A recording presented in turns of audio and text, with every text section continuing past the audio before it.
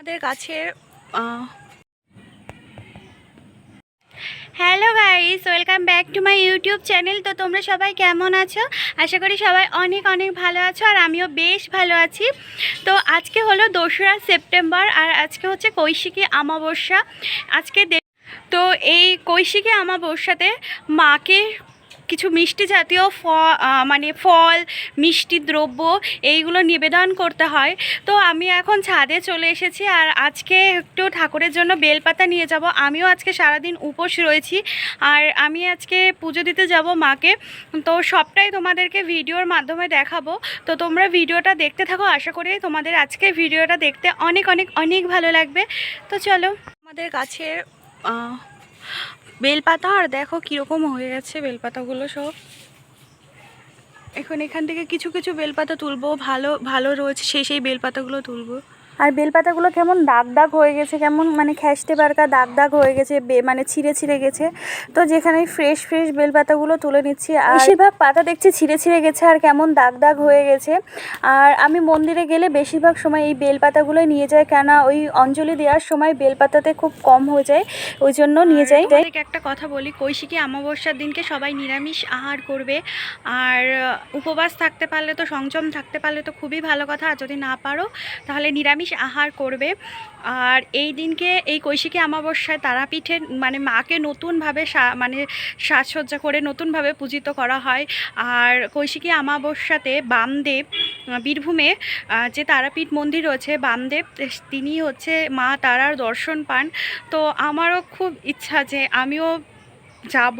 মানে আমি গেছিলাম মার্চে, যখন রংদোল হয়েছিল তখন গেছিলাম। আমার খুব ইচ্ছা যে আমি যে অমাবস্যা করি, একটা অমাবস্যায় আমার খুব যাওয়ার ইচ্ছা, কিন্তু ওখানে প্রচুর ভিড় হয়, আর আরও মানে সত্যি কথা বলতে মানে যাওয়া হয় না। ভগবান যদি কৃপা না করে, মা যদি কৃপা না করে, তাহলে যাওয়া সম্ভবই নয়।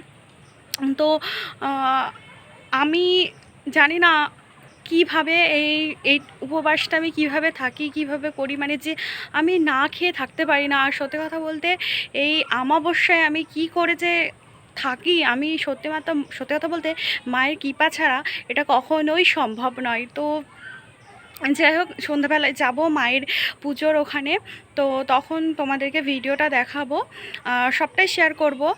তো তোমরা ভিডিওটা দেখতে থাকো। তো এই দেখো, এখন আমি আলতা পরতে বসে গেছি, আর আমার মতো কে কে আলতা পরতে ভালোবাসো অবশ্যই কমেন্ট করে জানিও। আর সত্যি কথা বলতে মায়ের কাছে গেলে আলতা না পরে গেলে একদমই ভালো লাগে না বিবাহিত মেয়েদের। তো যাই হোক, দেখো আমি আলতা পরেছি, আর সারা পায়ে আমার এই একটাই দোষ, আলতা পরলে সারা পায়ে লেগে যায়। তো যাই হোক, এই দেখো এই শাড়িটা আজকে মায়ের জন্য নিয়ে যাচ্ছি।